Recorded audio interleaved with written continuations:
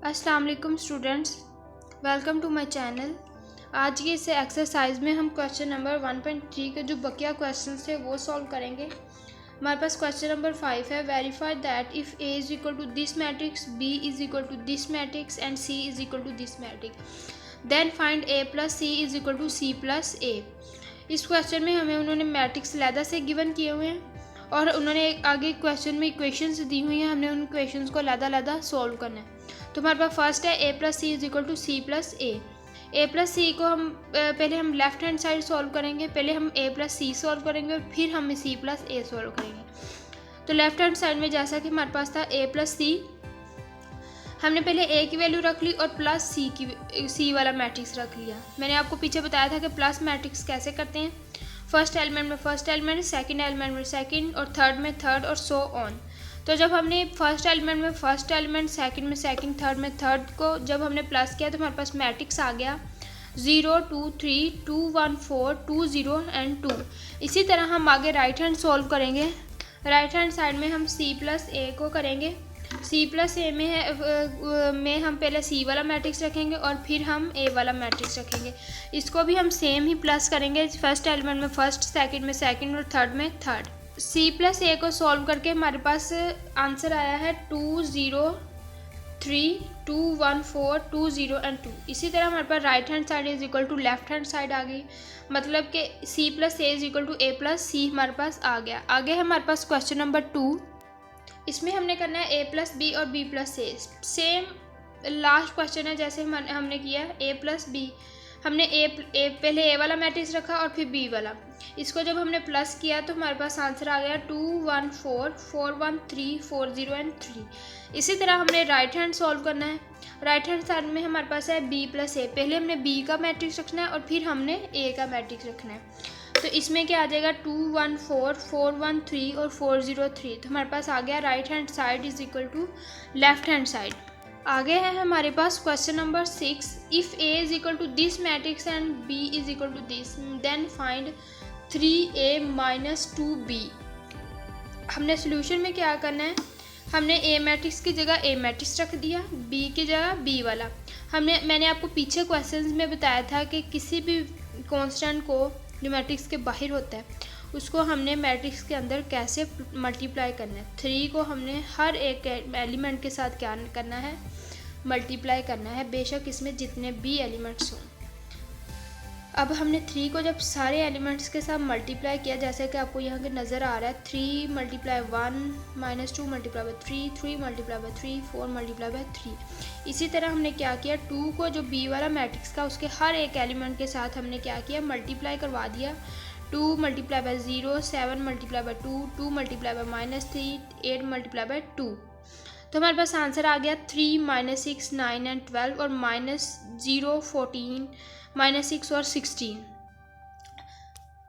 तो जब हमने अब दरमियान में क्या है माइनस, जैसे हम प्लस करते हैं same as it is minus करते हैं कि फर्स्ट एलिमेंट से फर्स्ट एलिमेंट को माइनस कर देना है, सेकंड में से सेकंड, फोर्थ में से फोर्थ और थर्ड में से थर्ड एलिमेंट को हमने क्या करना है, माइनस कर देना है। अब देखते हैं 3 -0 आ जाएगा, -6 -14 आ जाएगा।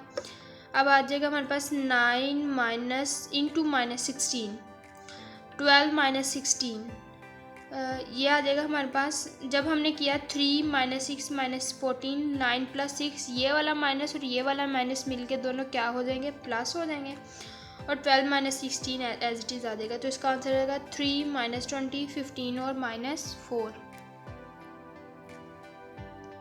हमारे पास आगे इसका सेकंड पार्ट है 2a transpose minus 3b transpose. हमने पहले अब उन्होंने हमें क्या दिया हुआ, ए मैट्रिक्स और बी मैट्रिक्स। अब हमने इस क्वेश्चन को सॉल्व करने के लिए क्या करना है, पहले हमने ए का ट्रांसपोज लेना है और फिर हमने बी का ट्रांसपोज लेना है। मैंने आपको पीछे क्वेश्चन में बताया था कि हमने ट्रांसपोज कैसे लेना है। जो हॉरिजॉन्टल्स होते हैं उनको वर्टिकल में चेंज करना और वर्टिकल को हॉरिजॉन्टल में।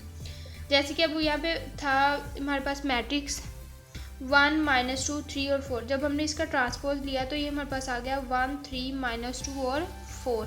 इसी तरह हमने बी का मैट्रिक्स ले लिया, उसका हमने ट्रांसपोज लिया, वो हमारे पास आ गया 0 -3 7 8। तो आगे हम इसको सोल्व करेंगे 2A transpose minus 3B transpose. तो हमारे पास 2 के साथ जो हमने A ट्रांसपोज लिया है, दिस हमने अब क्या करना है, इधर A ट्रांसपोज की वैल्यू को रख देना, मैट्रिक्स को रख देना, और यहाँ पे B ट्रांसपोज की मैट्रिक्स को। तो हमने 2 को A ट्रांसपोज के मैट्रिक्स के साथ मल्टीप्लाई करना है और 3 को B ट्रांसपोज के साथ। अगर हमारे अब देखिए, जब हमने 2 को A ट्रांसपोज के साथ मल्टीप्लाई किया तो हमारे पास आंसर आ गया 2, 6, -4 और 8। इसी तरह हमने जब 3 को B ट्रांसपोज के मैट्रिक्स के साथ मल्टीप्लाई किया तो हमारे पास आ गया 0, -9, 21 और 24। अब इन दोनों मैट्रिक्स के दरमियान में माइनस का साइन है। फर्स्ट एलिमेंट से फर्स्ट एलिमेंट को माइनस कर दो, 2 - 0 हमने किया तो हमारे पास 2 आ गया। सेकेंड एलिमेंट के साथ सेकेंड एलिमेंट को जब हमने माइनस किया तो 6 माइनस इंटू -9, ये वाला माइनस और ये वाला माइनस मिलके क्या हो जाएंगे, प्लस हो जाएंगे। तो 6 + 9 हमारे पास आ गया 15। ऐसे ही हमने आगे थर्ड और फोर्थ को सॉल्व किया। आगे है हमारे पास question number 7। If 2 into this matrix and +3 into 1, 8, B and -4 is equal to 7, 18, 10 और 1, उनका देन फाइंड A और B। अब उन्होंने मैट्रिक्स के अंदर हमें एक A दिया हुआ है और एक दिया हुआ है B। उन्होंने कहा है कि इन दोनों की हमने क्या करनी है, वैल्यूज़ फाइंड करनी है। तो हम सॉल्यूशन की तरफ जाते हैं। जैसे कि 2 हमने इक्वेशन लिख ली जो हमें गिवन थी। हमने क्या किया, 2 को दिस मैट्रिक्स के साथ मल्टीप्लाई कर दिया, +3 इंटू दिस मैट्रिक्स, 3 को इस मैट्रिक्स के साथ हमने मल्टीप्लाई कर दिया। जब हमने 2 को इस मैट्रिक्स के साथ मल्टीप्लाई किया तो हमारे पास आंसर आ गया 4, 8 -6 और 2A, प्लस जब हमने 3 को इस मैट्रिक्स के साथ मल्टीप्लाई किया तो हमारे पास आंसर आ गया 3B, 24 और -12 इज इक्वल टू ये वाला मैट्रिक्स जो इक्वल के साइन के बाद है, ये हमारे पास एज इट इज़ आ जाएगा। तो अब हम इन दोनों मैट्रिक्स के दरमियान में हमारे पास प्लस का साइन है। इन दोनों मैट्रिक्स के हमारे पास प्लस का साइन है, तो हम क्या करेंगे, इन दोनों मैट्रिक्स को प्लस कर देंगे। फर्स्ट एलिमेंट में फर्स्ट, सेकंड में सेकंड, थर्ड में थर्ड और फोर्थ में फोर्थ। जब हमने इसको प्लस किया तो हमारे पास आंसर आ गया 7, 3B + 8, 18, 2A -12। अब 3B और +8 ये दोनों प्लस क्यों नहीं हुए? अब देखिए, 3 के साथ हमारे पास वेरिएबल है और 8 के साथ हमारे पास कोई वेरिएबल नहीं है। अगर 8 के साथ भी हमारे पास B होता तो ये दोनों क्या हो जाने थे, प्लस हो जाने थे। लेकिन हमारे पास 8 जो है वो कांस्टेंट है और 3 के साथ हमारे पास वेरिएबल है, तो ये हमारे पास 3B + 8 एक इक्वेशन बन जाएगी। आगे हमारे पास 2A -12 है, ये भी ऐसे ही है। A2 के साथ हमारे पास वेरिएबल है और 12 के साथ हमारे पास कोई वेरिएबल नहीं है, तो ये हमारे पास एज इट इज़ ही रहेगा। अब हमने दोनों, उन्होंने क्या कहा, उन्होंने पहले ही हमें दिया हुआ था कि ये वाला मैट्रिक्स और ये वाला मैट्रिक्स दोनों क्या हैं, इक्वल हैं।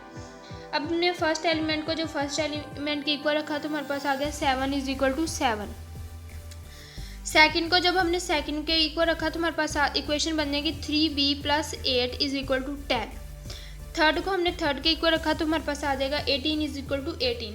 अब हमने जब फोर्थ को रखा तो हमारे पास आ जाएगा 2A -12 = 1।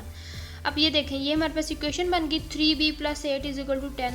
8 इधर प्लस हो रहा है, जब हम दूसरी साइड पे ले जाएंगे तो वो क्या हो जाएगा, माइनस हो जाएगा। 3B = 10 - 8 आ जाएगा, तो 3B = 2 आ गया। B = 3 इधर मल्टीप्लाई हो रहा है, जब इधर आएगा तो ये क्या हो जाएगा, डिवाइड हो जाएगा। तो हमारे पास ये आ जाएगा 2/3। इसी तरह हमने A की वैल्यू निकाली, वो हमारे पास आ जाएगी 13/2। तो उन्होंने हमें क्वेश्चन में यही कहा था कि हमने A और B की क्या करनी है, वैल्यूज़ फाइंड करनी है। आगे है हमारे पास question number 8। If A = this matrix and B = this matrix then verify that. अब इसमें भी उन्होंने हमें आगे ना इस क्वेश्चन के पार्ट दिए हुए हैं कि फर्स्ट है हमारे पास A + B into transpose plus equal A transpose + B transpose. अब हमने पहले क्या करना है, लेफ्ट हैंड साइड लेनी है, उसमें हमारे पास क्या है, A + B का होल ट्रांसपोज। अब हमने क्या करना है, पहले ब्रैकेट सॉल्व करनी है। तो हमने A मैट्रिक्स ले लिया प्लस B मैट्रिक्स ले लिया। इन दोनों को जब हमने प्लस किया तो हमारे पास आ गया 2, 3, 2 और 1। तो जब हमने ये हमारे पास अब मैट्रिक्स था A + B का, तो जब हमने A + B का होल ट्रांसपोज लिया तो हमारे पास आ गया 2, 2, 3 और 1। ये हमारे पास बन गई क्वेश्चन नंबर 1। इसी तरह हमने राइट हैंड साइड ली, उसमें हमारे पास क्या था, पहले A ट्रांसपोज + B ट्रांसपोज। पहले हमने क्या लेना था, A ट्रांसपोज लेना था, वो हमने ले लिया 1, 0, 2 और 1। इसी तरह हमने आगे लेना है B ट्रांसपोज, वो हमने ले लिया। तो हमारे पास ट्रांसपोज प्लस बी ट्रांसपोज को जब हमने प्लस किया तो ये हमारे पास 2 2 3 और 1 आ गया। तो यहाँ से हमारे पास हो गया कि लेफ्ट 1। अब आगे हमारे पास question number 2, A plus A transpose is symmetric. अब सिमेट्रिक क्या होता है? अब उन्होंने हमें दिया हुआ ना ए प्लस ए ट्रांसपोज। अब हमने जब ए प्लस ए ट्रांसपोज कर लिया और फिर उसका हम ट्रांसपोज लें तो हमारे पास किसके इक्वल आना चाहिए? ए प्लस ए ट्रांसपोज के। मतलब जैसे हमने अब लिया था ए ट्रांसपोज इंटू फिर ट्रांसपोज इज इक्वल टू ए, ठीक है, जैसा कि पीछे हमने क्वेश्चंस किए थे। मतलब कि जब जो हमारे पास गिवन मैट्रिक्स था उसका ट्रांसपोज लें और फिर उसका ट्रांसपोज लें तो हमारे पास उसी गिवन मैट्रिक्स के इक्वल आ जाए। ये क्या होता है? हमारे पास सिमेट्रिक होता है। अब हम क्वेश्चन सॉल्व करते हैं। अब हमने पहले ए प्लस ए ट्रांसपोज लेना है, ए ले लिया, फिर उसका हमने ट्रांसपोज ले लिया, फिर हमने ए प्लस ए ट्रांसपोज किया तो हमारे पास आ गया 2 2 2 एंड 2। अब हमने क्या किया? A plus A transpose is into transpose इसका लिया तो हमारे पास आ जाएगा 2 2 2 एंड 2। तो इसका क्या मतलब है कि ये क्या है? ये हमारे पास सिमेट्रिक है। ठीक है, आप लोगों को समझ लगे कि सिमेट्रिक क्या होता है। इसी तरह हमारे पास आगे क्वेश्चन नंबर 3 है, A plus A transpose is skew symmetric. Skew symmetric में क्या होता है कि ए माइनस ए ट्रांसपोज का transpose is equal to A minus A transpose. मतलब कि स्क्यू सिमेट्रिक में हमारे पास माइनस में आ जाता है और सिमेट्रिक में हमारे पास प्लस में आ जाता है। सही है। इसी तरह इसमें आगे है हमारे पास 2 क्वेश्चन और हैं, B plus B transpose is symmetric और B plus B transpose is skew symmetric. वो आप लोगों ने खुद करनी है। आज की इस वीडियो में इतना ही। अगर आपको मेरी ये वीडियो पसंद आई है तो इसे लाइक कीजिए, शेयर कीजिए, कमेंट कीजिए और सब्सक्राइब कीजिए। Thank you.